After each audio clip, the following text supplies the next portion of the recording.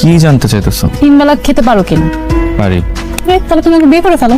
মানে মানে আমরা বিয়ে করবো। ওকে মাথাটা খারাপ হয়ে গেছে আমার, না এমনি টাকা আমি নিজেই খাইতে পাই না। তুমি আমাকে এখন বলছো তোমরা 3 বেলা খেতে পারো। আরে বাবা, ভাত খাওয়ার বিয়ে করা এক নাকি? বিয়ে করে তোমাকে খাওয়াবো কি আমি? বেগুন ভর্তা আর ডাল খাওয়াবো। মাঝে মাঝে ডিম হলেও চলবে, পারবে না? না, পারবো না। দেখো আমার চাহিদা কম, আমার হাত খরচ অনেক কম। আমি সিফাত নামের একটা গরিবকে বিয়ে করে নিজেও গরিব হতে চাই, এটাই আমার জীবনের লক্ষ্য। এখন তোমার আমাকে বিয়ে করতে হবে, পারবে কিনা বলো? সেটা কি মার সাথে কথা বলে দিই? মেয়েটা খুব ভালো, তুই ওকে ছাড়িস না বাবা।